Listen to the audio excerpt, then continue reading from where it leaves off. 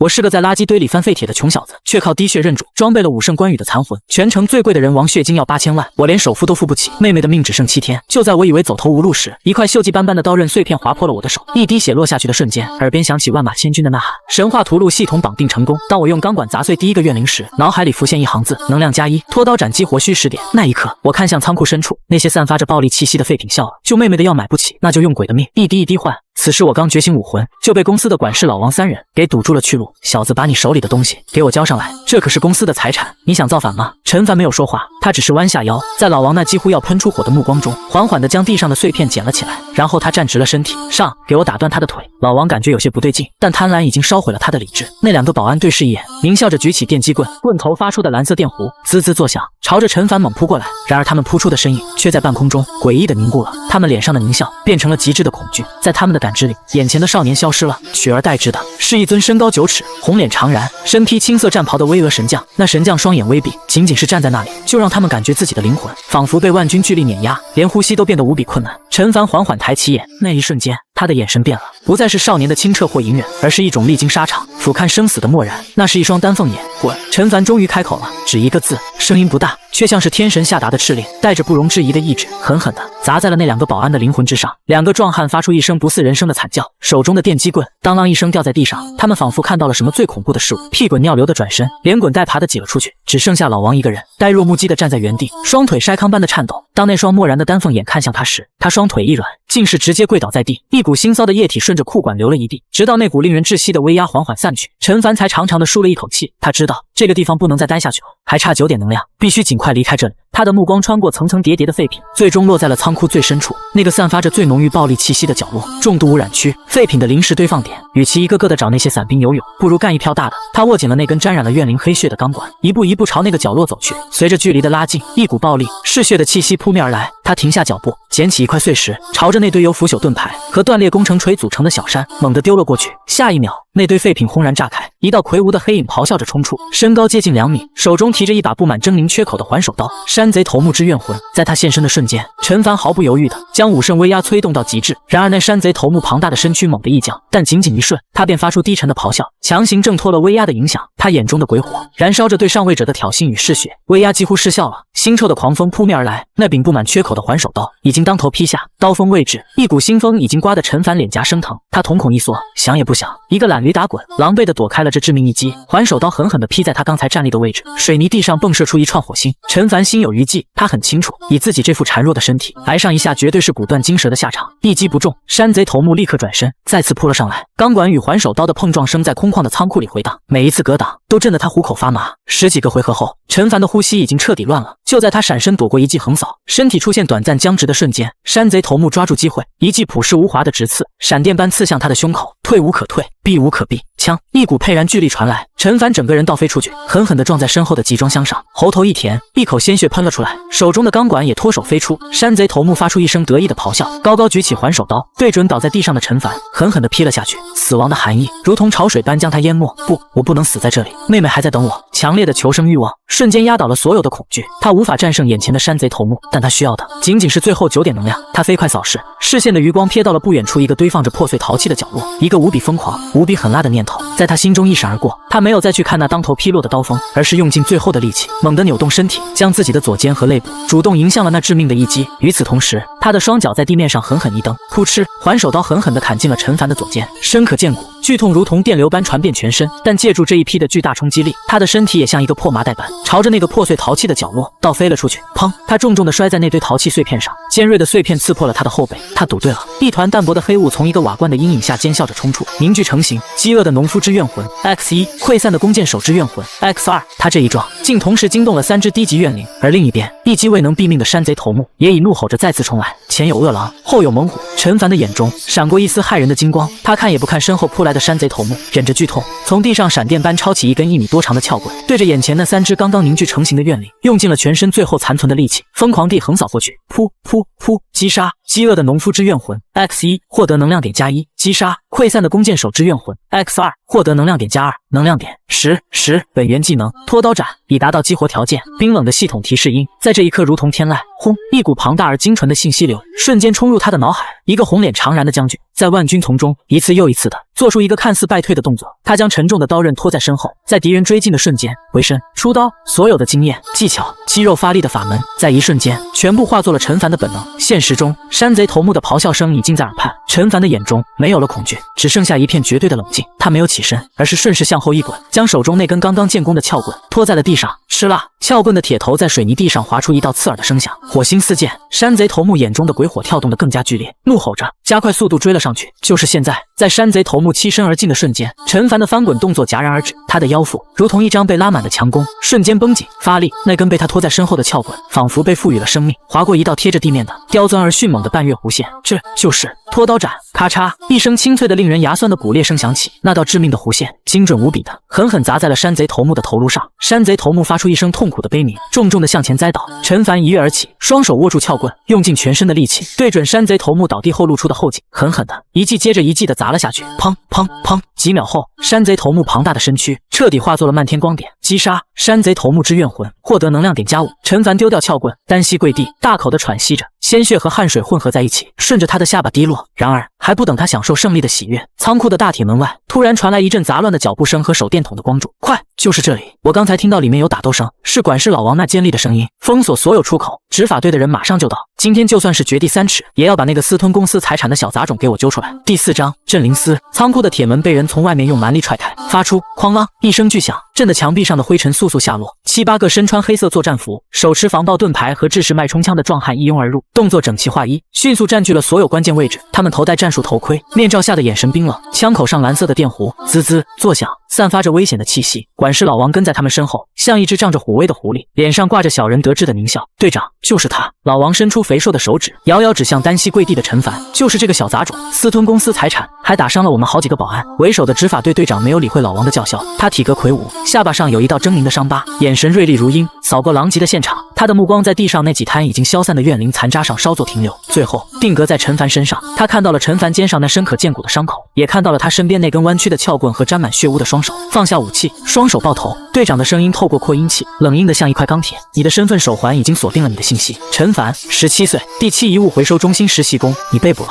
陈凡缓缓抬起头，胸口剧烈的起伏着，失血和剧痛让他的视线有些模糊，但他依然用尽全力挺直了腰背。他没有去看那些黑洞洞的枪口，而是将目光死死地盯在那个队长的脸上。那不是一个绝望少年该有的眼神。队长的眉头不自觉地皱了起来，他感觉自己看到的不是一个走投无路的实习工，而是一头在尸山血海中沉睡、刚刚被惊醒的猛虎。那眼神中的桀骜与威严，竟让他这个久经沙场的老兵都感到了一丝心悸。物证呢？陈凡沙哑地开口，声音不大，却清晰地传到每个人耳中。队长一愣，什么物证？你们说我私吞公司财产，证据呢？陈凡的目光扫过老王，你说我打伤保安，人证呢？老王被他看得心里发毛，却还是壮着胆子叫道，你少狡辩。那快，神话之种呢？快交出来！现在交出来，还能算你自首。神话之种。陈凡冷笑一声，缓缓摊开空无一物的双手。谁看见了？现场一片死寂。队长脸上的肌肉抽动了一下，他明白过来了，这小子是个硬骨头，没有直接的证据。按照流程，他们最多只能以破坏公司财物的罪名将他拘留。但管事老王在报告里明确提到了神话之种，那东西的价值足以让公司董事会都为之震动。今天无论如何都要把东西找出来。嗖！队长不再废话，冷冷地吐出一个字。2个执法队员立刻上前，手中的脉冲枪对准了陈凡。陈凡的身体紧绷到了极点，他知道一旦被他们控制住，藏在口袋里的刀刃碎片绝对保不住。那不仅是他救妹妹的唯一希望，更是他逆转命运的唯一筹码。就在这千钧一发之际，一个清冷的、略带一丝慵懒的女声从仓库门口传来。等等，声音不大，却像有一种奇特的魔力，让所有人的动作都为之一顿。众人循声望去，只见一个穿着白色连帽卫衣、浅蓝色牛仔裤和一双帆布鞋的女孩正斜靠在门框上。她看起来不过17、18岁，长发随意地扎成一个马尾，脸上未施粉黛，肌肤白得近乎透明。她嘴里叼着一根棒棒糖，眼神淡漠地扫视着全场，仿佛眼前这场剑拔弩张的对峙不过是一场无聊的闹剧。你是谁？执法队队长警惕地问道。这里是执法现场，无关人员立刻离开。女孩没有理他，而是将目光投向了陈凡。他上下打量了他一番，眼神在他肩上的伤口处停留了0.1秒，然后轻轻地啧了一声，真狼狈。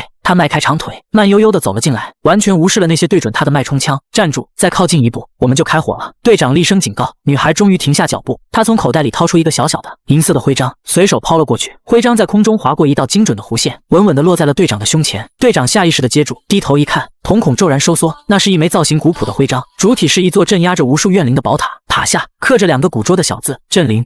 镇灵司。队长的声音瞬间变了调，原本的强硬消失得无影无踪，取而代之的是一种发自内心的敬畏，甚至是恐惧。他立刻收起枪，对自己的手下打了个手势，所有枪口都在瞬间压了下去。他快步走到女孩面前，双手将徽章奉还，恭敬地低下了头。不知镇灵司的大人在此多有得罪，还请恕罪。被称作大人的女孩却连看都没看他一眼，她拿回徽章，塞回口袋，然后径直走到陈凡面前，蹲下身子，一股淡淡的像是雨后青草的香气飘入陈凡的鼻腔。一个刚刚完成血气归属的野生噬魂者，以及一枚品质不错的神话之种。女孩的声音很轻，却字字清晰。按照神陨时代特殊人才管理法案第3章第7条，他的优先管辖权现在归我。执法队队长额头上渗出了冷汗，连忙点头哈腰：是，我们这就撤离。站住！女孩叫住了他，指了指一旁已经吓傻了的管事老王。这个人涉嫌谎报案情，意图侵占他人，血气遗物带回去，好好查查。明白。队长如蒙大赦，立刻挥手，2个队员像拎小鸡一样将瘫软在地的老王拖了出去。很快，仓库里又只剩下了2个人。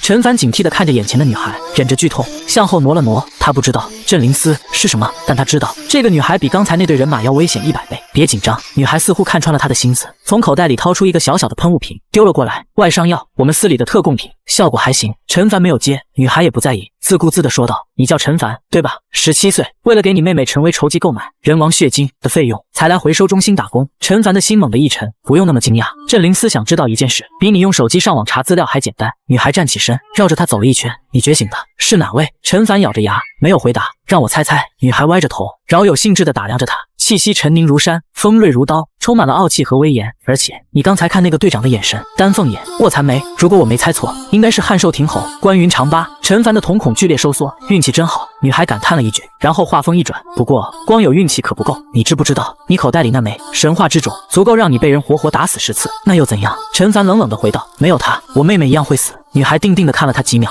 突然笑了。她笑起来的时候，眼睛会弯成好看的月牙，嘴角的梨涡若隐隐现，有点意思。她伸出手，我叫沈月，给你2个选择。我当没见过你，你拿着这枚碎片，自己去黑市上想办法。我保证，不出3天，你的尸体就会出现在城市的某个下水道里。第2，跟我走。这枚神话之种归你，我还可以代表镇灵司给你一个参加星火杯新人大赛的保送名额。陈凡的心脏狂跳起来。为什么？他嘶哑地问道。你们镇灵司是慈善机构吗？当然不是。沈月脸上的笑容消失了，恢复了之前的淡漠。镇灵司只做投资，我们投资所有值得投资的人和物。而你，陈凡，你和你觉醒的武圣，恰好都在我们的投资列表上。他顿了顿，补充道，顺便一提，我也是噬魂者，不过和你这种刚入门的菜鸟可不一样。话音刚落，一支由纯粹光芒构成的晶莹剔透的银色箭矢悄无声息地出现在他指尖，箭头精准地对准了陈凡的眉心，一股截然不同的冰冷而精准的锁定感瞬间笼罩了陈凡。那感觉不像关羽那样大开大合威压四方，他更像月光下的猎人，在100步之外屏住呼吸，拉满了弓弦，你跑不掉。这是那支箭矢传递给陈凡的唯一信息。陈凡的后背瞬间被冷汗浸透，那只悬停在陈凡眉心前的光矢像一颗微缩的散发着死亡寒意的星辰，它的光芒映在陈凡的瞳孔里，也照亮了他苍白而倔强的脸。他能感觉到，只要对方一个念头，这支箭就能轻易地洞穿自己的头颅，将他所有的希望和不甘都钉死在这间肮脏的仓库里。时间仿佛在这一刻被拉长了。几秒后，陈凡紧绷的身体缓缓地放松了下来，他垂下眼帘，遮住了那份不屈的桀骜。我跟你走，他嘶哑地说道。这4个字几乎耗尽了他全身的力气。他知道这不是选择，而是唯一的生路。为了妹妹，他可以舍弃一切，包括所谓的尊严。沈月似乎早就料到了这个结果，他指尖微动，那只致命的光矢便无声地化作点点银色光斑，消散在空气中。他将那个小小的喷雾瓶抛到陈凡怀里，自己喷，别指望我帮你处理伤口。陈凡不再犹豫，抓起喷雾瓶，扯开自己左肩上已经和血肉粘连在一起的破烂衣物，对准那道深可见骨的伤口，狠狠地按了下去。滋，一股冰凉的带着薄荷味的蓝色凝胶喷涌而出，覆盖在伤口上。剧痛在瞬间被一种奇特的麻痹感所取代，他甚至能感觉到，在那层半透明的凝胶下，断裂的肌肉纤维和血管正在以肉眼可见的速度缓缓蠕动愈合。这是活性细胞修复凝胶，3号实验室的淘汰品。沈月言简意赅地解释道，仿佛在说一件微不足道的小事，能让你在10分钟内恢复行动能力。至于断掉的骨头，回去再处理。陈凡沉默地处理着伤口，心中却掀起了惊涛骇浪。这种只在传说中听过的军用级医疗物资，在他口中居然只是淘汰品。这个镇灵司到底是什么样的存在？10分钟后，陈凡已经能扶着墙壁勉强站立，除了左肩还有些僵硬外，流血已经完全止住。沈月看了一眼他手腕上的老旧终端，然后从自己的口袋里掏出一部通体漆黑、没有任何标识的手机，按了几下，不到5分钟，一辆没有任何牌照的黑色越野车如幽灵般悄无声息地滑到了仓库门口。车灯没有打开，引擎声微弱的几乎听不见。上车，车内空间很大，座椅是某种不知名的合成纤维，冬暖夏凉。陈凡一坐进去，就闻到一股淡淡的消毒水味道。车子平稳的启动，迅速汇入城市的车流，像一滴墨水融入大海，再也无法分辨镇灵司到底是做什么的。陈凡终于忍不住问道：“维持秩序。”沈月目视前方，嘴里的棒棒糖换了个边。你知道，大寂静之后，无数传说遗物散落世间，有些遗物里残留着主人生前强烈的执念，形成了你们刚才遇到的那种怨灵；而有些则在机缘巧合下，与某些灵魂频率吻合的人类产生了共鸣，从而诞生了我们这种人。噬魂者。他顿了顿，侧头看了陈凡一眼。怨灵需要被净化，噬魂者需要被引导和监管，否则这个世界会比现在乱100倍。这就是镇灵司存在的意义。那我的关羽你怎么知道的？这是陈凡最关心的问题。很简单，沈月将吃完的棒棒糖棍丢进车载垃圾桶。每一个被唤醒的传说之灵都有独一无二的信息频率，就像每个人的指纹一样。关羽的频率是霸道、威严，还带着一丝孤高，而我的，他伸出白皙的手指，指尖再次凝聚出一只小小的光石，是精准、清乐，还有月光。古希腊神话，月亮与狩猎女神阿尔特弥斯。陈凡的心脏漏跳了一拍，原来不只是华夏的神话，所以噬魂者有很多，不多，但也不少。沈月收起光石，语气平淡，全世界范围内有名有姓的传说之灵就那么多，能与之共鸣的人更是凤毛麟角。大部分噬魂者穷其一生，也只是唤醒了一些2、3流的角色，比如你之前遇到的那个山贼头目。如果有人能唤醒他，那也算一个最底层的噬魂者。像你这样上来就直接血气了关圣帝君这种顶级存在的，几十年也未必能出一个。车子驶离了破败的工业区，进入了城市的中心地带。窗外是流光溢彩的全息广告和川流不息的磁悬浮车道。陈凡看着这一切，感觉自己像是做了一场荒诞的梦。半小时后，越野车驶入了一栋毫不起眼的灰色大楼的地下停车场。这里没有任何标识，只有荷枪实弹的警卫在巡逻。沈月带着他走进一部电梯，验证了指纹和虹膜后，电梯开始飞速下沉。叮，电梯门打开，眼前豁然开朗。这里不是什么科幻感十足的秘密基地，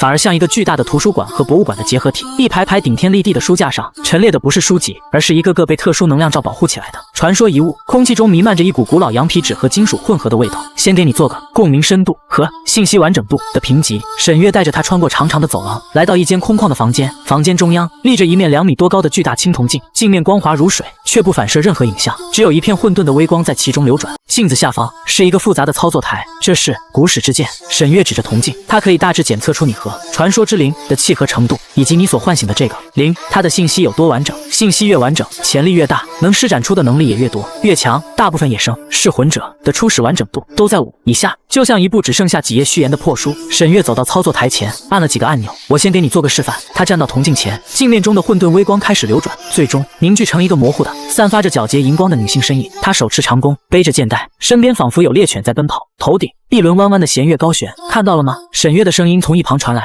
阿尔特弥斯，信息完整度34，共鸣深度评级为 C 级，在镇灵司里算是一流水平了。他退了下来，示意陈凡站上去。陈凡深吸一口气，走到铜镜前，他能感觉到一股温和却又无孔不入的力量正在扫描着他的灵魂。镜面中混沌的微光剧烈的翻涌起来，一抹浓郁的仿佛鲜血浸染过的赤红色猛地在镜子中央炸开。紧接着，一个身高9尺、红脸长髯、身披青色战袍、手持长刀的巍峨身影缓缓在镜中凝聚成型。他双眼微闭，仅仅是站在那里，一股无法用言语形容的威压就仿佛要穿透镜面，降临到这个房间里。沈月凑到操作台前，看着上面飞速跳动的数据，眼中闪过一丝惊讶。信息完整度2，不对，还在涨。3，怎么可能？一个初次觉醒的野生噬魂者居然有3的完整度。他的话音未落，一变陡升，镜子中那巍峨的武圣身影突然剧烈的闪烁了一下。就在那一瞬间，一道更加庞大、更加古老、更加深邃的影子在武圣身影的背后一闪而过。那道影子无法用任何语言去形容，它仿佛是由无数的金戈铁马、王侯将相、文人骚客、黎民百姓的虚影共同构成。它仿佛是一片广袤无垠的疆域，一条奔腾不息的大河。它仿佛是一段跨越了数百年、充满了英雄气与悲剧色彩的磅礴史诗。它出现的瞬间，整个房间的灯光滋地一声全部熄灭，古史之剑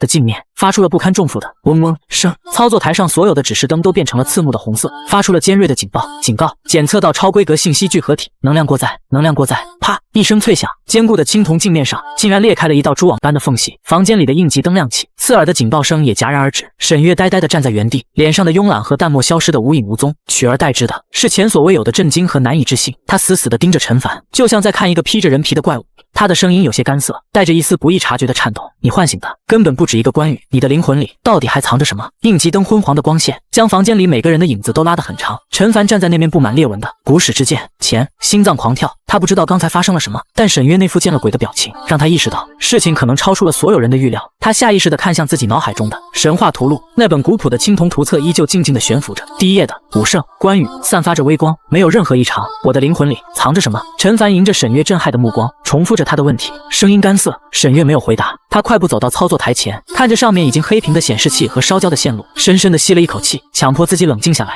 没什么。他转身，脸上的震惊已经被刻意压制，恢复了之前的淡漠。可能是古史之剑的线路老化，出现了故障，我会找人来维修的。陈凡知道他在撒谎，那种足以让这台精密仪器都为之过载的磅礴气息，绝不是线路老化可以解释的。就在这时，沉重的合金门从外面被打开，一个穿着白大褂、头发花白、戴着金丝眼镜的老者，在一群研究员的簇拥下快步走了进来。小月，怎么回事？我监测到 B7实验室出现了剧烈的传说信息波动，能量指数甚至一度突破了安全阈值。老者一进来就直奔那面裂开的铜镜，眼中充满了心疼和不可思议。张教授，沈月对着老者微微点头，算是打了招呼。一点小意外，仪器出了点故障，我已经让系统上报了。被称作张教授的老者扶了扶眼镜，目光锐利地扫过沈月，最后落在了陈凡身上。他就是你这次带回来的新人。张教授的眼神像手术刀一样，似乎要将陈凡从里到外剖析一遍。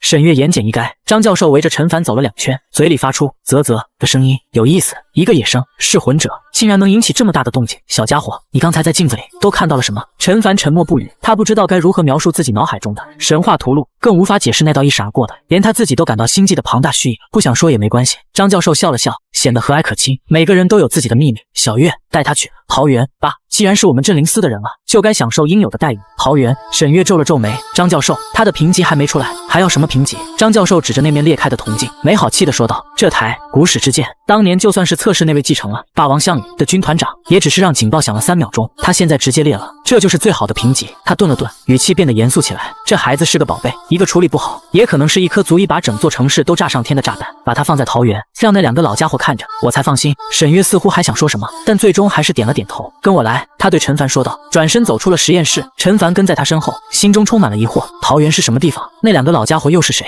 他们再次乘坐电梯，这次是向上。当电梯门打开时，一股清新的、混合着泥土和花草芬芳的空气扑面而来，眼前竟然是一片真正的桃林。头顶不是天空，而是模拟着蓝天白云的穹顶，温暖的阳光同样是模拟的，穿过桃树的枝叶，在地上洒下斑驳的光影。几只蝴蝶在花间飞舞，远处还有一条清澈的小溪潺潺流过。在这座钢铁丛林般的地下基地里，竟然藏着这样一片世外桃源。桃林的深处有一座古朴的木屋，屋前摆着一张石桌，2个须发皆白的老人正坐在石桌两旁，悠闲的对弈。一个老人身穿粗布麻衣，身材高大魁梧，肌肉虬结，即便坐着也像一头蛰伏的猛虎；另一个则穿着一身洗得发白的青色长衫，身形消瘦，正捏着一枚黑子，眉头紧锁，似乎在为棋局苦恼。刘爷爷，张爷爷。沈月走到近前，恭敬地喊道。那穿着粗布麻衣的高大老人抬起头，露出一张饱经风霜的脸。他看到沈月，咧嘴一笑，露出一口雪白的牙齿，声音洪亮如钟：“是小月啊，怎么有空来我们这犄角旮旯？”他的目光扫过沈月身后的陈凡，眼中闪过一丝好奇。这小子就是把张老头那宝贝镜子给弄裂的家伙。另一个穿着青衫的瘦削老人也在这时放下了手中的棋子，抬起头，他的目光很温和，像春风拂面，让人不自觉地放松下来。伤得不轻啊！他看着陈凡肩上的伤口，缓缓说道：“年轻人火气太旺，不是好事。张教授让我带他来这里。”沈月说道：“说是让2位爷爷看着点，看着点。”高大老人哈哈大笑：“行啊，正好我这桃子快熟了，缺个帮忙摘桃子的。小子，以后你就住这儿了。”陈凡看着眼前这诡异的场景，一时间不知该如何反应。这2位是我们镇灵司的定海神针。沈月在陈凡耳边低声介绍道：“穿麻衣的是张爷爷，他继承的是阉人张翼德；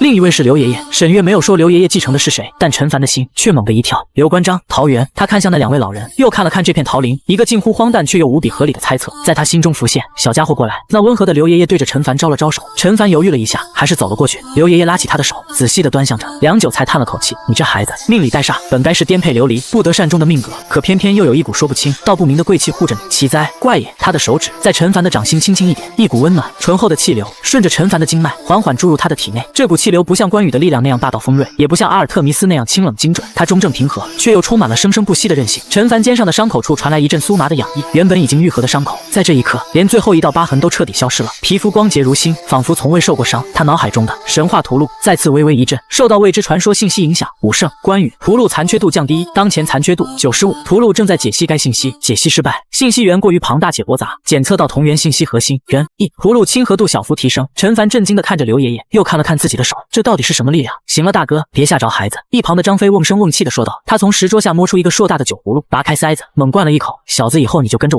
我们哥俩，别的本事没有，教你怎么打架，还是绰绰有余的。他一边说，一边用另一只手在棋盘上啪的落下了一枚白子。嘿嘿，大哥，这下你可没辙了吧？那温和的刘爷爷苦笑着摇了摇头，看着棋盘叹了口气。三弟，你这棋下的还是这么不讲道理啊！陈凡站在一旁，看着眼前这恍如隔世的一幕，他突然明白了，这哪里是什么定海海神针，这分明就是镇灵司为了看住自己特意准备的一个由传说本身构成的最坚固也最无法挣脱的牢笼，或者说一个家。他想起了在回收中心那个冰冷的夜晚，想起了妹妹苍白的脸，想起了对未来的迷茫和绝望。而现在，他站在这片温暖的桃源里，看着眼前这两个仿佛从史书中走出的老人，他知道，从这一刻起，他的命运和他所处的这个世界都将迎来一场无法预测的巨变。他低头看向自己的双手，改变才刚刚开始。陈凡在桃园住了下来，他的住处是西边的一间小木屋，陈设简单，只有一床、一桌、一椅，但推开窗就能看到满树的桃花和远处潺潺的溪流。继承了张翼德的高大老人名叫张莽，继承了刘备的温和老人则叫刘玄。他们从不谈论自己的过去，也从不过问陈凡的来历，只是日复一日的在这片桃园里下棋、种树、饮酒，日子平静的像一潭死水。但陈凡的心却一刻也无法平静。每天清晨，他都会收到一封来自市中心医院的加密邮件，上面只有一张妹妹陈薇的实时生命体征图，那条代表着魂火稳定度的曲线，虽然暂时被稳住了，但依旧像一根绷紧的弦，随时可能断裂。星火杯新人大赛就在1个月后，小子，过来搭把手。这天清晨，陈凡刚做完一组基础体能训练，张莽的吼声就从桃林深处传来。他走过去，看见张莽正试图将一棵歪倒的桃树扶正，那棵桃树足有水桶粗，寻常3、5个人也未必能撼动，但张莽只是双臂一较劲，虬结的肌肉如磐石般奔起，硬生生将那棵树给扛了起来。愣着干什么？把坑填上。陈凡回过神，立刻拿起一旁的铁锹，开始往树坑里填土。你这身子骨也太弱了点。张莽一边扛着树，一边瓮声瓮气地说道。虽说你唤醒了二哥，可光有他的威压和招式，没有一副能扛得住的皮囊。遇上真正的硬茬子，人家一拳就能把你打成肉泥。陈凡的动作一顿，怎么不服气？张莽咧嘴一笑，你那招拖刀斩使得倒是有模有样，可也就是个空架子，你根本不明白二哥的刀为什么快，又为什么重。陈凡停下手中的活，看向张莽，不明白，当然不明白。张莽将桃树扶正，拍了拍手上的泥土。二哥的刀重在义字，春秋大义重于泰山，所以他的每一刀都带着千钧之势，无可抵挡。而你呢？张莽指着陈凡，你心里只有你那个妹妹，你的刀是为了活下去，这没错，但格局太小，你的刀里没有义，只有生，所以你的拖刀斩只是一个求生的技巧，而不是一门承载着信念的武学。陈凡的心被狠狠地刺了一下，他无法反驳，因为张莽说的是事实，他所做的一切都只是为了救妹妹。至于春秋大义，那是什么？能换来人王血精吗？怎么练？陈凡沉声问道。练不了。张莽摇了摇头，从腰间解下酒葫芦，灌了一大口。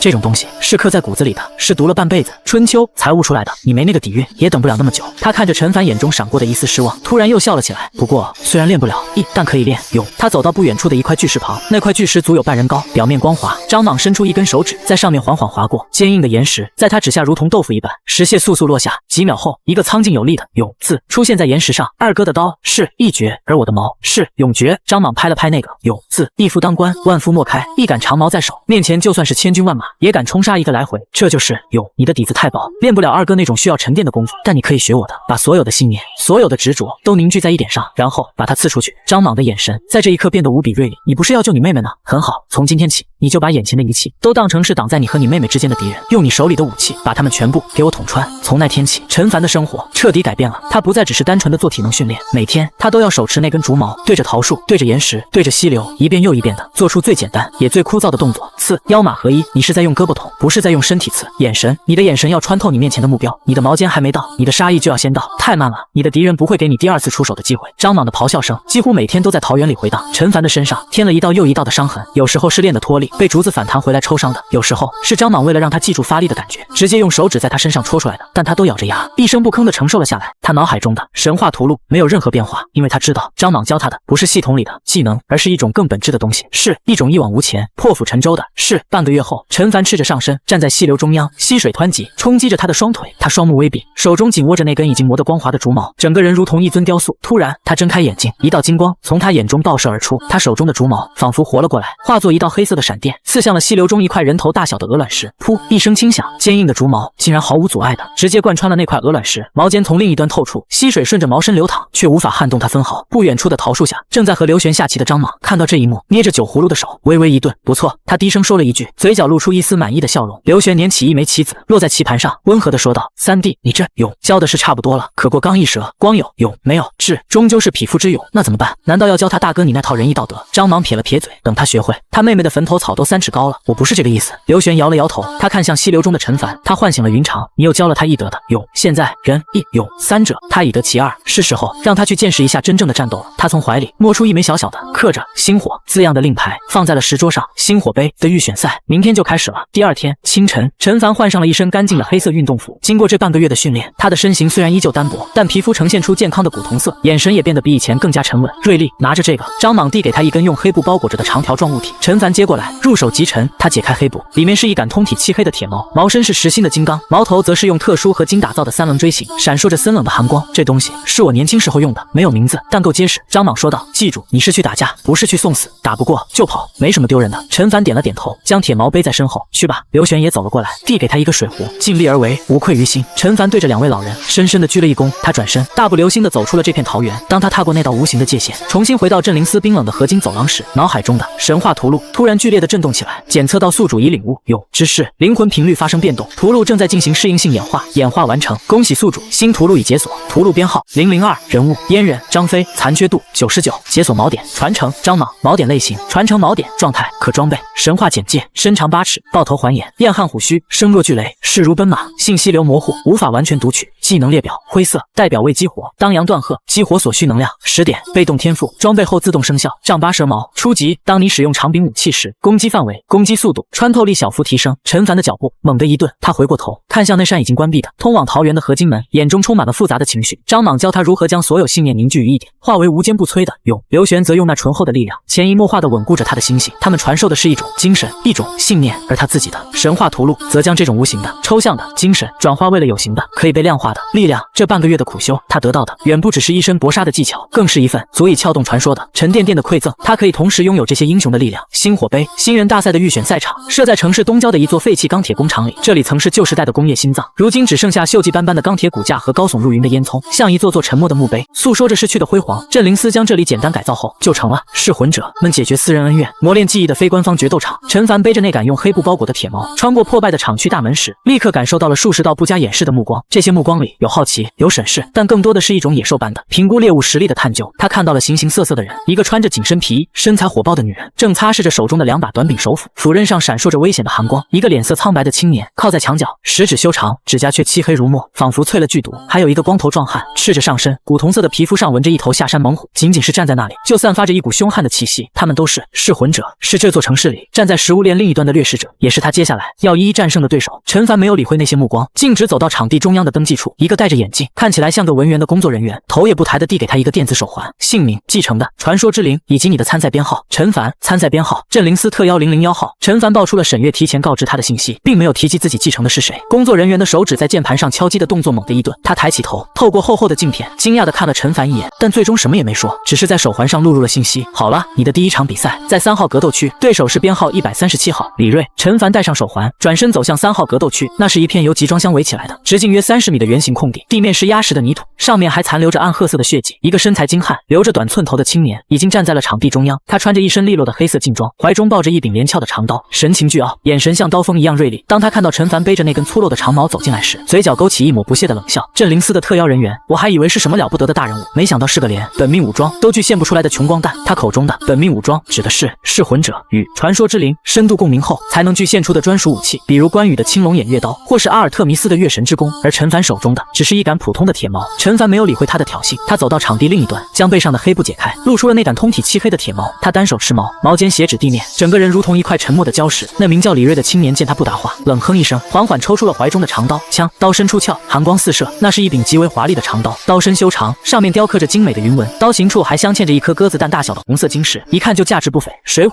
天暗星，青面兽杨志。李锐报上了自己的名号，一股剽悍勇猛的气息从他身上升腾而起。记住了，打败你的人是谁？比赛开始。随着场外裁判的一声令下，李锐动了，他的脚在地面上猛地一踏，整个人如离弦之箭般冲向陈凡。他手中的长刀划过一道凌厉的弧线，起手式便是杨家枪法里最霸道的一招，横扫千军。刀锋未至，一股刚猛的劲风已经扑面而来。面对这雷霆万钧的一击，陈凡的眼神没有丝毫波动，他没有选择硬汉，而是脚下步伐一错，身体以一个极其微小的角度向侧后方滑出半步。这半步退得恰到好处。李锐势在必得的一刀，几乎是贴着陈凡的鼻尖扫了过去，凌厉的刀气甚至在他脸上划出了一道细微的血痕。一击落空，李锐眼中闪过一丝惊讶，但他反应极快，手腕一抖，横扫的刀势瞬间变为一记毒辣的上撩，刀锋直取陈凡的下颚。这一招变招极快，角度也极为刁钻，换做半个月前的陈凡绝对无法躲开。但现在陈凡的左脚以脚跟为轴，猛地一转，带动整个身体像陀螺一样旋转了半圈，手中的铁矛顺着这股旋转的离心力自下而上划出一道乌黑的弧线，当矛尖精准无比的点在了上撩的刀身侧面，一股巧劲传来。李锐只觉得一股诡异的力量顺着刀身传来，让他原本凌厉的刀势不由得一偏。陈凡抓住这稍纵即逝的机会，欺身而上，他手中的铁矛不再是笨重的铁棍，而是仿佛变成了一条伺机而动的毒蛇。他进步直刺，这一矛平平无奇，却快如闪电，正是张莽教他的最基础也最致命的一招。李锐大吃一惊，他没想到陈凡的攻势会如此迅猛，他急忙回刀格挡，但陈凡的矛尖已经近在眼前，无奈之下，他只得狼狈地向后仰倒，一个铁板桥，险之又险地躲过了这穿心一矛。陈凡一击不中，毫不停留，他向前踏出一步，手中的铁矛顺势下压，矛杆如同一条大蟒，狠狠地砸向李锐的胸口。躺在地上的李锐无法躲闪，只能将长刀横在胸前，硬生生架住了这一击。砰一声闷响，李锐只觉得一股巨力传来，仿佛被一头蛮牛撞中，胸口气血翻涌，喉头一甜，差点喷出血来。李锐又惊又怒，他继承的杨志在水浒108将里也是排名前列的猛将，他自问无论是力量还是技巧都远超同级别的噬魂者。可眼前的这个少年明明连本命武装都没有，却在短短几个回合内就将他逼入了绝境，这怎么可能？陈凡没有给他任何喘息的机会，他双手持矛，一矛快过一矛，一矛重过一矛，时而如毒龙出洞直刺中宫，时而如大蟒翻身横扫下盘，时而又如苍鹰搏兔自上而下泰山压顶。李锐被他这套狂风暴雨般的攻势打得手忙脚乱，只能在地上不停地翻滚格挡，狼狈不堪。他引以为傲的杨家刀法在陈凡这套不讲任何章法只求杀敌的凶悍矛法面前根本施展不开。场外的观众也从一开始的不屑变成了震惊，那小子是谁？用的什么路数？怎么这么猛？看不出来他的矛法好像没什么章法，但每一招都又快又狠，根本不给对手喘息的机会。李锐可是上一届的8强选手，竟然被一个新人压着打。听着场外的议论声，李锐的脸涨成了猪肝色，他怒吼一声，全身的肌肉猛地奔起，一股青色的气焰从他身上升腾而起。这是你逼我的。他双臂用力，猛地荡开陈凡的铁矛，从地上一跃而起，手中的长刀上那颗红色的晶石骤然亮起。杨家秘技回马枪，他手中的长刀竟然被他当成了长枪来用，刀身急速震颤，发出一阵嗡鸣，化作漫天刀影，如同一道龙卷风，铺天盖地的照向陈凡。这一招才是他真正的杀手锏，将杨家刀法和杨家枪法融合，威力无穷。面对这几乎封死了所有退路的一击，陈凡的眼中终于闪过了一丝兴奋的光芒。这半个月的苦修，他心中积攒的那股为了妹妹而燃起的滔天战役，在这一刻彻底爆发。他不退反进，迎着那漫天刀影向前踏出了一步。装备阉人张飞，一股狂野暴力的气息从他身上轰然爆发。他手中的那杆普通铁矛，在这一刻仿佛真的变成了一条择人而噬的黑色巨蟒。被动天赋丈八蛇矛生效，攻击范围、攻击速度、穿透力在瞬间得到了大幅提升。陈凡双手握住矛尾，将铁矛舞成了一个密不透风的圆圈，发出呜的风声，如同一面黑色的盾牌，将所有袭来的刀影尽数挡在了外面。叮叮当当，一连串密集的如同雨打芭蕉般的金属碰撞声响起，李锐的瞳孔缩成了针尖大小。他看见陈凡在挡下他所有攻击的同时，身体微微下蹲，手中的铁矛向后拖出了一道长长的轨迹。这个姿势，李锐的心中警铃大作，但他已经来不及收招了。陈凡的腰腹如同一张拉满的弓，猛地发力，就在出招的瞬间，他的心底响起第二个声音：拖刀斩。一股沉凝如山、锋锐如刀的一绝之势瞬间涌入，并与张飞的永绝之势完美交融。两种截然不同却又同根同源的力量，在他的体内达到了前所未有的共鸣。那根被他拖在身后的铁矛化作了一道乌黑的、带着死亡气息的闪电，以关羽的绝杀之计催动张飞的无双之勇，以长矛使出了刀法的神髓。不，李锐只来得及发出一声绝望的嘶吼，扑哧，黑色地矛尖毫无阻碍的贯穿了他的右肩，将他整个人死死地钉在了他身后的集装箱上。全场死寂，3号格斗区里死一样的寂静，所有人的目光都聚焦在那个单手持矛静静站立的少年身上。他身前的李锐像一幅被钉在墙上的耻辱画作，鲜血顺着黑色的矛杆缓缓滴落，在地上汇成一小滩。他嘴巴张着，眼中充满了痛苦、屈辱和难以置信。他败了，败得如此彻底，如此干脆。噗！陈凡手腕一抖，将铁矛从李锐的肩上抽了出来，带出一蓬血花。李锐软软的滑倒在地，昏死了过去。也就在铁矛抽出的那一瞬间，陈凡敏锐地感觉到一股微弱的、带着杨志那份剽悍特质的无形气息从李锐的身上溢散出来，如同被磁石吸引的铁屑，缓缓的、不受控制的融入到了他手中的铁矛，再通过铁矛传导进他的身体。这股气息很微弱，但质量却远比他之前击杀的那些怨灵要高。他脑海中的神话图录在这一刻再次微微震动，检测到传说信息碎片、天暗星、杨志残缺正在吸收完成，解析中。检测到核心概念失忆汉勇，图录正在进行转化，能量点+8。陈凡的瞳孔微微一缩，他瞬间明白了，他的神话图录就像一个信息黑洞，它需要的养料并非生命，也不是灵魂，而是传说本身。击杀那些怨灵，它吸收的是遗物上残留的最原始的执念信息，而现在它击败了一个活生生的噬魂者，它吸收的是对方与传说之灵共鸣时从对方身上溢散出来的更加精纯、更加完整的传说信息，就像从一本破书的残页上撕下了一小块，然后据为己有。这种比杀人更加彻底，也更加残酷。它在无形之中削弱了对方与传说之灵的联系，动摇了对方的道基，这就是他的屠戮最霸道也最不讲道理的地方。当前能量点13，看着面板上的数字，陈凡的心脏不争气的多跳了2下，他立刻将意念集中在阉人张飞的屠戮上，是否消耗10点能量，激活技能当阳断鹤，是能量点10，技能当阳断鹤已激活。一股狂野暴虐的信息流冲入他的脑海，他仿佛看到了一个爆头还眼的猛将，立马于长板桥头面对曹操的100万大军，发出了一声石破天惊的怒吼。那一声怒吼，吼得山河变色，江水倒流，所有的发声技巧、气息运用、精神震慑的法门，在这一刻都化作了他的本能。做完这一切，陈凡才抬起头，目光平静地扫过场外那些因为震惊而呆若木鸡的观众，他没有丝毫的得意，只是将铁矛重新用黑布包好，扛在肩上，转身走出了格斗区。医护人员匆匆忙忙地冲进去，将昏迷的李锐抬上了担架。从这一刻起，镇灵司特邀001号这个名字在所有参赛者的心里画上了一个大大的血红色的问号。接下来的小组赛印证了所有人的猜测，陈凡就像一台不知疲倦的收割机，只凭着武圣威压和那股一往无前的勇士就足以碾压大部分对手。他的名字也成了所有参赛者抽签时最不愿意见到的噩梦。当第6场那个闻着下山盟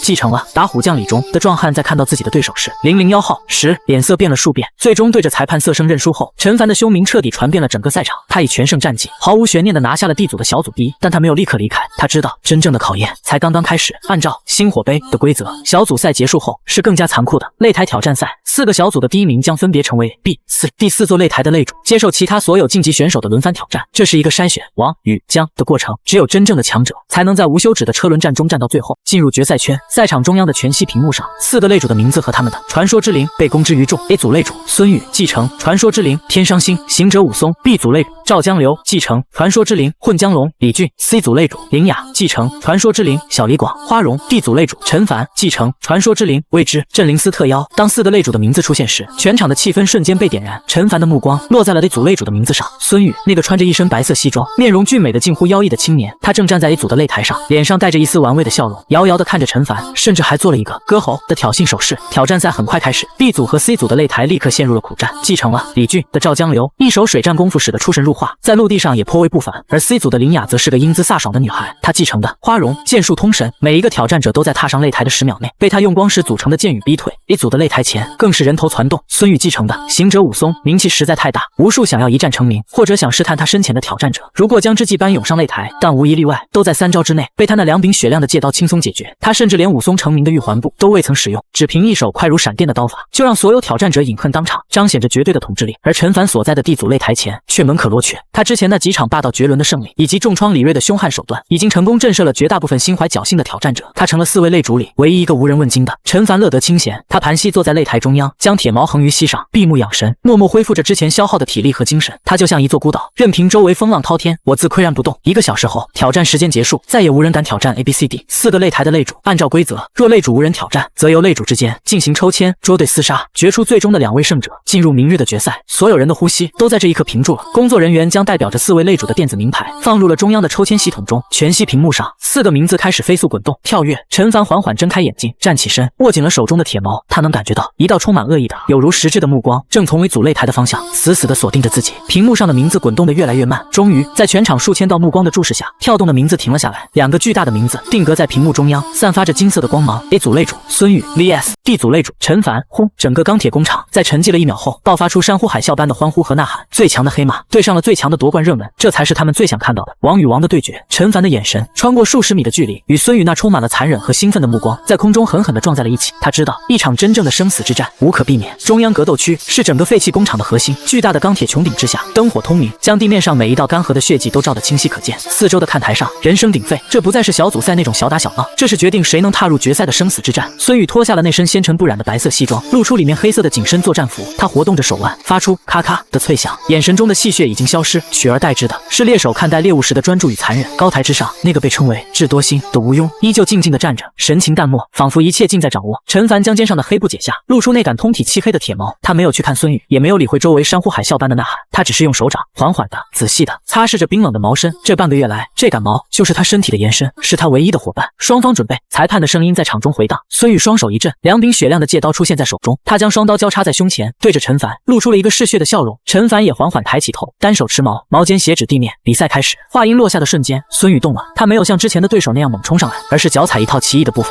身体如同鬼魅般围绕着陈凡高速游走起来。正是武松成名绝技之一玉环步，他每一步踏出，都在地上留下一个浅浅的脚印。几个呼吸之间，数十个脚印已经连成一个无形的圆环，将陈凡死死地锁在中央。陈凡立于原地，岿然不动。他知道孙宇在寻找他的破绽，长兵器大开大合，威力虽猛，但回转不灵，一旦被敌人贴近身侧，便会处处受制，难以施展。突然，孙宇动了，他在游走中，身形毫无征兆的一折，如同一片被狂风卷起的落叶，从陈凡的左侧一个诡异的角度切入。他手中的双戒刀化作两道交叉的寒光，一上一下，如同两只开合的铁剪，直取陈凡持矛的双手手腕。这一招阴险而毒辣，他根本不攻击陈凡的要害，而是要先废掉他的武器。高台上的吴庸嘴角露出了一丝不易察觉的微笑，这是他为陈凡量身定做的第一道陷阱。陈凡眼神一凝，他没有后退，手腕猛地向下一沉，手中的铁矛以矛杆中段为支点，矛尾如同一条蓄力已久的毒蛇尾巴，向上闪电般甩出。当一声脆响，矛尾精准无比地击中了下方那柄戒刀的刀背，巨大的力道将其狠狠荡开。与此同时，陈凡上半身后仰，如同一张拉满的弓，险之又险地躲过了上方那柄削向他咽喉的戒刀。这一下攻防快如电光石火，场外的观众甚至还没看清两人的动作，第一次交锋便已结束。然而就在陈凡后仰，就力已尽，心力未生的瞬间，孙宇的脸上露出了一丝计谋得逞的狰狞。他被荡开的左手戒刀竟然顺势脱手飞出，在空中划过一道诡异的弧线，化作一道致命的寒光，射向陈凡因后仰而暴露出的面门。而他的右手戒刀则毫不停留，借着陈凡后仰的空档，刀锋一转，直劈他的小腹。飞刀袭面，视为佯攻，逼你格挡，利刃剖腹才是真正的杀招，一环扣一环，这才是吴用为他设计的真正的连环计。场外的沈月心都提到了嗓子眼，他知道这一局陈凡已经陷入了死地，无论他格挡哪一边，另一边的攻击都足以让他受到重创。陈凡的眼中也闪过了一丝骇然，他在这千钧一发之际，没有选择格挡，也没有后退，而是做出了一个所有人都意想不到的近乎自杀的动作。他松开了握着铁矛的右手，任由那柄闪烁着寒光的戒刀劈向自己的小腹。与此同时，他猛地吸了一口气，胸膛高高鼓起，对着眼前那片致命的刀光发出了一声石破天惊的怒吼。呆，当阳断喝，一股无形的狂野的蕴含着张飞那无双勇气的音波，以他为中心，如同炸开的冲击波轰然扩散。高台之上，吴用脸上那蜘蛛在握的微笑瞬间凝固。格斗场中，那柄已经飞到陈凡面门前的戒刀在空中猛地一掷，仿佛被一只无形的大手狠狠攥住，失去了所有的力道，当啷一声掉在了地上。而正欲一刀见功的孙宇更是如遭雷击，他只觉得自己的脑子里像是被人用工程锤狠狠地砸了一下，眼前金星乱冒，耳中嗡嗡作响，出现了长达1秒的失聪和眩晕。他那志在必得的一刀也因此慢了半拍。高手相争，胜负只在毫厘之间，而这1秒的停止对陈凡来说就是整个世界，就是这慢了的半拍。陈凡的左手快如闪电般一把抓住了孙宇持刀的右手手腕，五指如铁钳，死死地扣住了他的命脉。然后他的右拳，那只刚刚松开铁矛的右拳，带着他这半个月来积攒的所有怒火，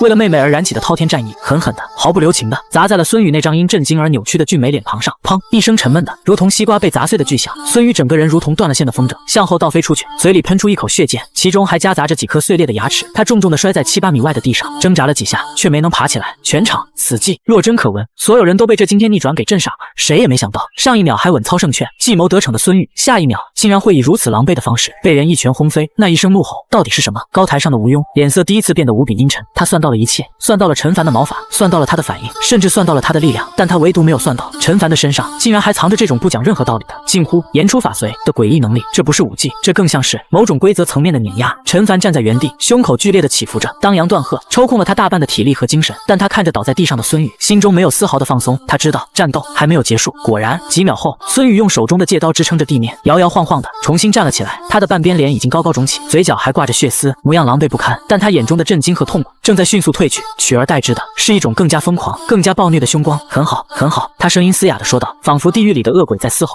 是第一个能让我流血的人。他突然松开手中的戒刀，任由其掉落在地，然后他从怀里摸出了一个巴掌大小的用兽皮包裹着的酒葫芦，他拔开塞子，仰头将葫芦里的烈酒一饮而尽，咕咚咕咚，一股浓烈的酒气瞬间弥漫开来。当他喝完最后一口酒，将酒葫芦狠狠地摔在地上时，他整个人的气质再次发生了翻天覆地的变化。他身上的肌肉以肉眼可见的速度膨胀了一圈，皮肤泛起不正常的潮红，他眼神迷离，脚步虚浮，身体摇摇晃晃，仿佛随时都会醉倒。但陈凡的心却沉到了谷底，因为他从孙宇的身上感受到了一股比之前更加危险险，更加不可预测的，如同醉酒猛虎般的滔天凶威。武松醉打蒋门神，场外的沈月失声惊呼：“这才是行者武松真正的最强的形态！”咔嚓，兽皮酒葫芦在合金擂台上碎裂，清脆的像一声丧钟，浓烈的酒气如同一头无形的凶兽，张开大口，瞬间吞没了整个擂台。孙宇站在那片酒气弥漫的中心，身体开始发生肉眼可见的异变，他的皮肤泛起一层病态的潮红，仿佛皮下有岩浆在流动。原本精悍的肌肉以一种违反常理的方式再次膨胀，青筋如小蛇般在皮肤下游走。求劫，他摇摇晃晃，双眼半开半合，瞳孔失去了焦点，脚步虚浮地画着圈，似乎下一秒就会醉倒在地。但陈凡非但没有感到丝毫轻松，反而全身的每一个细胞都在发出最尖锐的警报：危险，极度危险！这已经不是一个人，而是一头披着人皮的醉了酒的猛犸。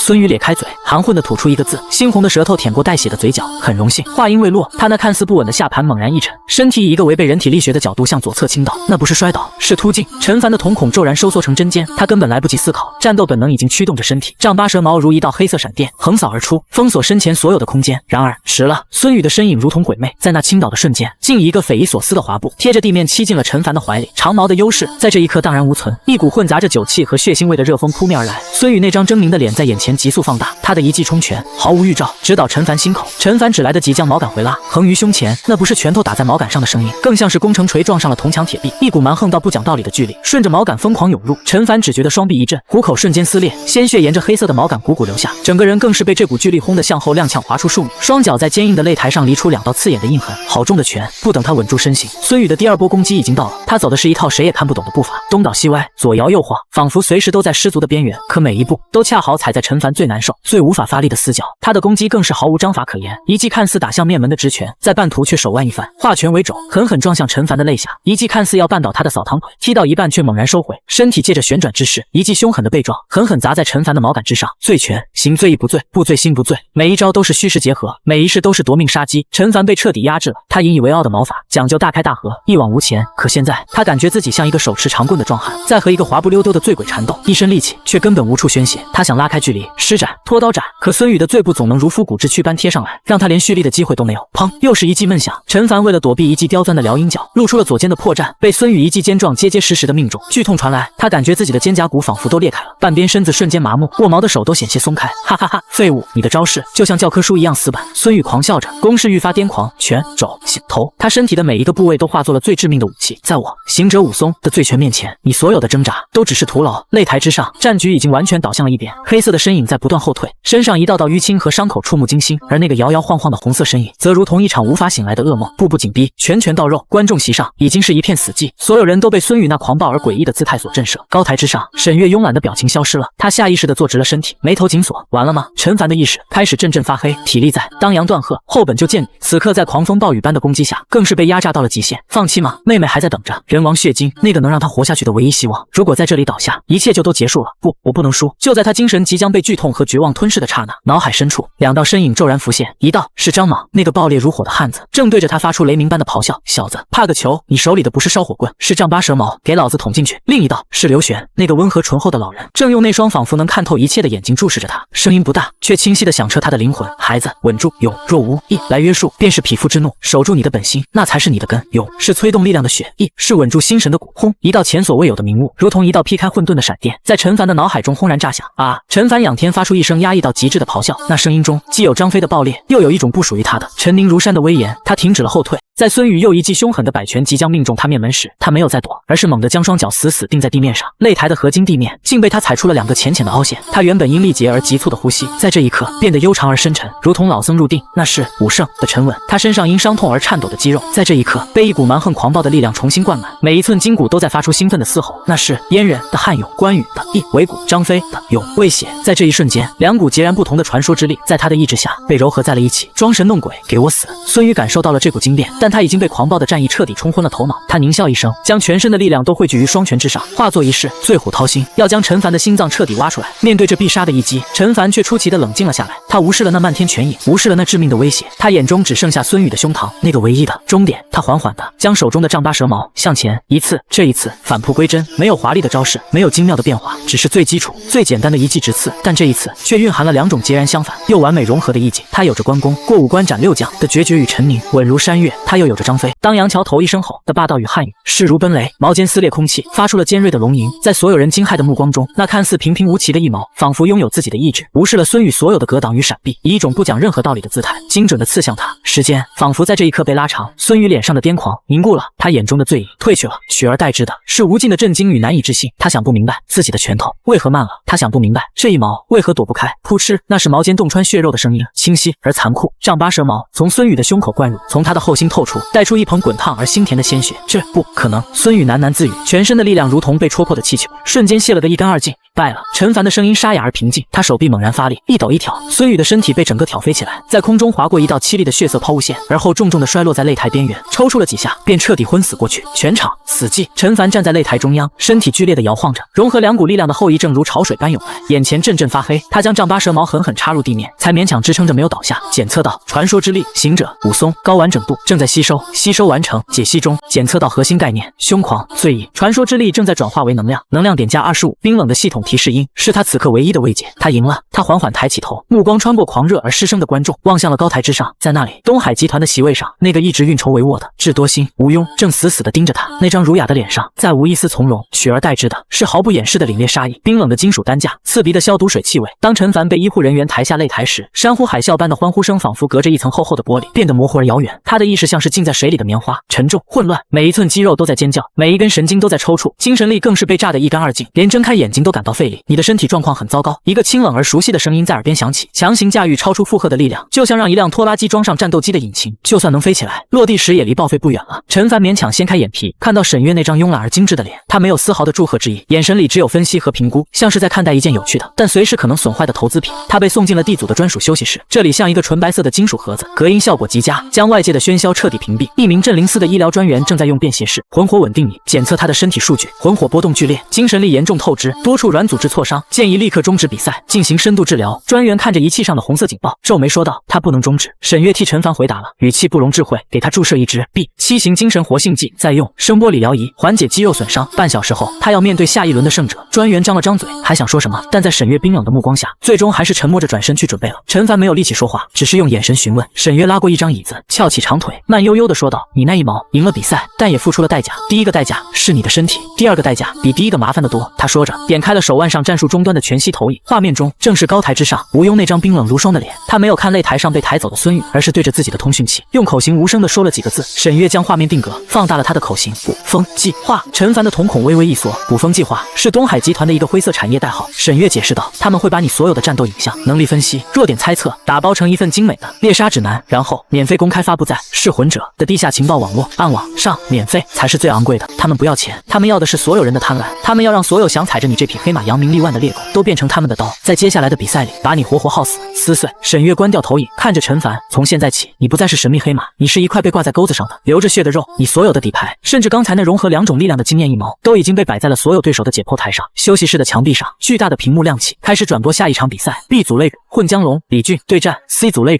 小李广花荣，这是谁与公的对决。继承了李俊的赵江流是一个身材壮硕的青年人，气息沉稳如海。比赛一开始，他便双手虚按，一股无形的力量以他为中心扩散开来。擂台的地面上竟然凭空浮现出一层薄薄的水汽，迅速凝聚成一片肉眼可见的水域。在这片水域中，赵江流如鱼得水，身形变得滑溜而迅捷。他脚踏水波，卷起一道道水龙卷，攻守兼备，将整个擂台化作了他的主场。而他的对手 C 组的擂主林雅，则是一个英姿飒爽的少女。她手持一张古朴的长弓，身形飘逸，不断在擂台边缘游走，躲避着水龙卷的侵袭。她不轻易开弓，但每一次搭箭都让赵江流如芒在背。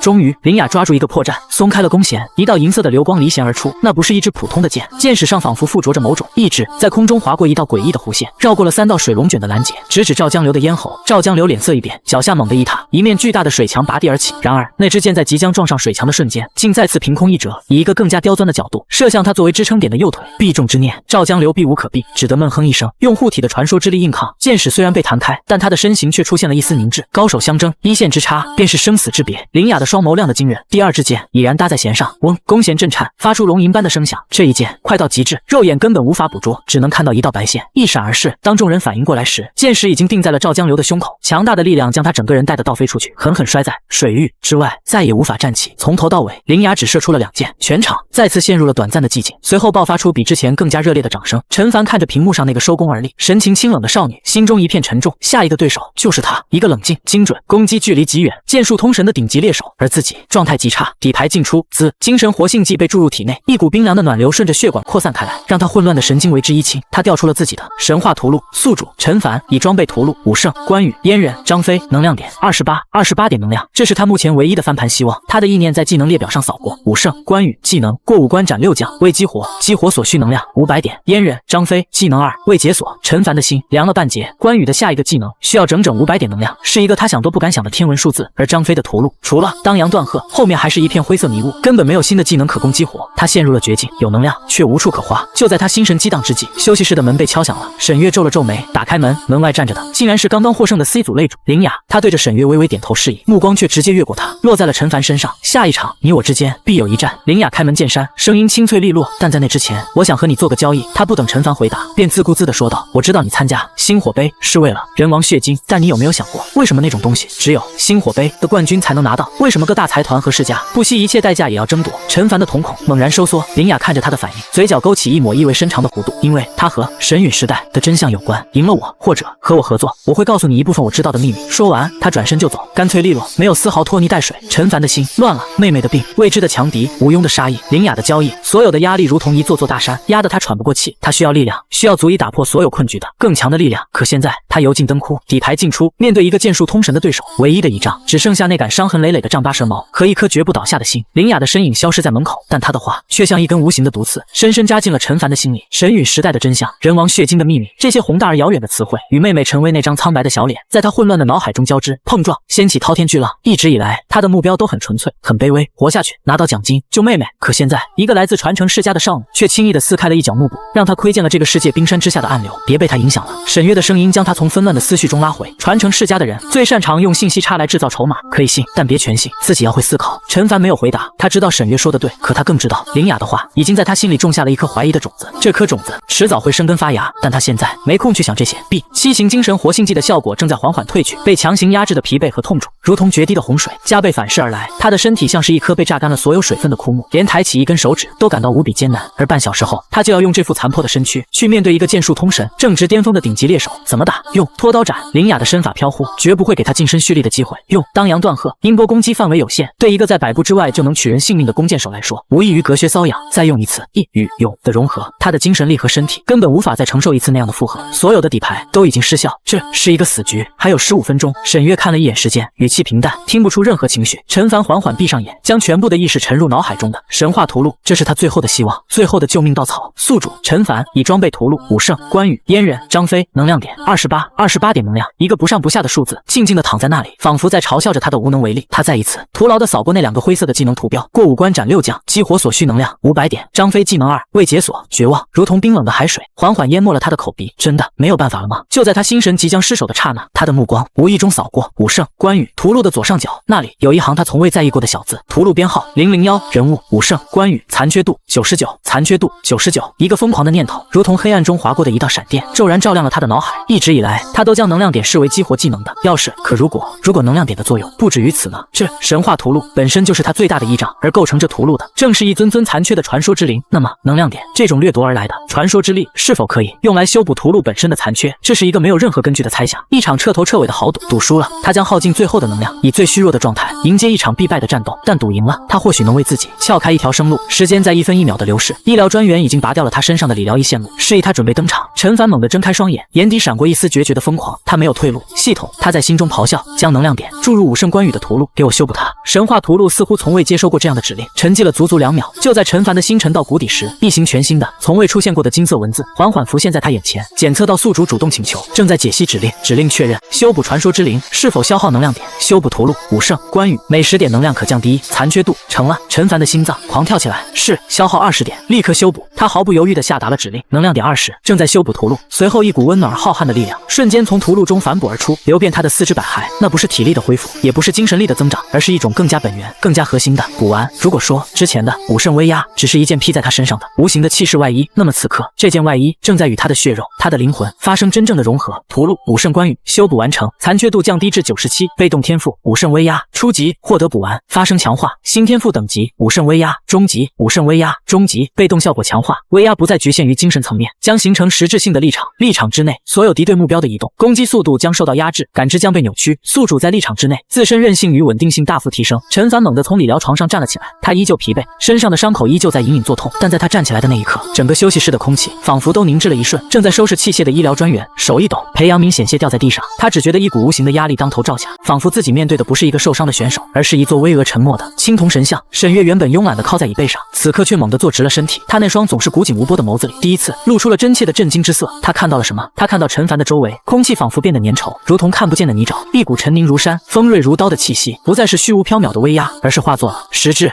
沈月张了张嘴，发现自己竟有些说不出话来。时间到了，陈凡的声音沙哑，却带着一种前所未有的沉稳与厚重。他没有再去看沈月，也没有理会那个目瞪口呆的医疗专员，他只是握紧了手中的丈八蛇矛，一步一步走向通往赛场的甬道。每一步都走得不快，但却无比坚定，仿佛不是走向一个生死难料的擂台，而是走向属于自己的领地。D 组擂主陈凡， C 组擂主林雅，预选赛决赛现在开始。广播中，解说员激昂的声音响彻全场。当陈凡从黑暗的甬道中走出，重新沐浴在万千灯光之下时，整个赛场瞬间沸腾。擂台的另一端，林雅已经静静地站在那里，她长发竖起，手持长弓，眼神锐利如鹰，整个人与手中的弓仿佛融为了一体，散发着致命的危险气息。她看到了陈凡，看到了他略显蹒跚的脚步，看到了他苍白的脸色，但不知为何，他的心底却警铃大作。他感觉眼前的这个男人和半小时前不一样了。陈凡踏上了擂台，就在他双脚落地的瞬间，一股无形的、肉眼不可见的波纹以他为中心，悄然扩散开来。擂台之上，原本因灯光而浮动的微尘，仿佛被一只无形的大手抚过，骤然下沉，空气似乎变得沉重了数倍。林雅瞳孔骤缩，她握着弓的手第一次感到了一丝沉重，仿佛她拉的不再是弓弦，而是一座山的重量。当裁判宣布比赛开始的瞬间，林雅动了，她没有丝毫的试探，整个人如同一张被拉满的弓，绷紧到了极致，脚下步伐轻点，身体如一抹青烟，瞬间向后滑出10数米，与陈凡拉开了弓箭手最舒服的攻击距离。几乎在同一时刻，他搭箭、开弓、松弦，整个动作行云流水，一气呵成，快到肉眼只能捕捉到一连串的残影。咻，一道银色的流光裹挟着撕裂空气的尖啸离弦而出，那不是一支普通的箭，箭矢之上附着着小李广、花荣那臂中的信念，他仿佛拥有自己的生命，锁定了陈凡的心脏。面对这足以洞穿钢板的夺命箭，陈凡却做出了一个让全场哗然的举动。他没有躲，不是不想，而是不能。他那透支的身体根本跟不上这一箭的速度，他只是将丈八蛇矛的末端重重地顿在地上，双脚如老树盘根，死死定在原地，整个人摆出了一个最纯粹的防御姿态。武圣威压终极发动。就在那只银色箭矢冲入陈凡身前10米范围的刹那，异变陡升，箭矢的速度骤然一滞，他仿佛从稀薄的空气一头扎进了粘稠的泥沼之中，箭身上附着的那股锋锐之气被一股沉凝如山的无形力量疯狂地碾压消磨，原本笔直的轨迹竟出现了极其细微的偏移。林雅那鹰隼般锐利的瞳孔猛然收缩，这是什么？当陈凡看准时机，手中长矛如毒龙触动，精准无比地隔开了那只被削弱的箭矢，火星四溅，箭矢被磕飞，无力地插在远处的地面上，兀自嗡嗡作响，挡住了。陈凡心中一定，但脸上毫无波澜，他清楚这只是开始。擂台之下，观众席一片哗然，怎么回事？我眼花了吗？林雅的剑居然变慢了，不是变慢，是被什么东西影响了。你看那个陈凡，他根本没动。领域，这是领域类的能力。天啊，这种稀有能力竟然会出现在一个新人身上。高台之上，吴庸的眼神愈发冰冷，而沈月则露出了饶有兴致的表情，嘴角微微上扬，有点意思。擂台之上，林雅在短暂的震惊后迅速冷静下来，她不愧是传承世家亲力培养的天才，立刻明白了自己面对的是怎样的对手，一个移动缓慢但防御力惊人的堡垒。常规的攻击对她无效，那么林雅深吸一口气，再次拉开了弓弦。这一次，她的气势截然不同。嗡嗡嗡，弓弦连续3次急速震颤，3支银色的箭矢成品自行，几乎在同一瞬间离弦而出。连珠箭，这3支箭不再追求极致的速度，而是灌注了更加磅礴的传说之力。第一箭直指陈凡面门，是大力沉；第二箭轨迹飘忽，绕向陈凡的左肋，角度刁钻；第三箭竟是高高抛起，化作一道弧线，从天而降，直取他的头顶。上中下3路被瞬间封死，这已经不是单纯的箭术，而是战术。他要用这3箭逼迫陈凡移动，打破他那不动如山的防御姿态。陈凡的脸色终于变了，他能感觉到自己的武圣威压立场，在这3支蕴含着恐怖力量的箭矢面前被撕开了3道口子，他必须动。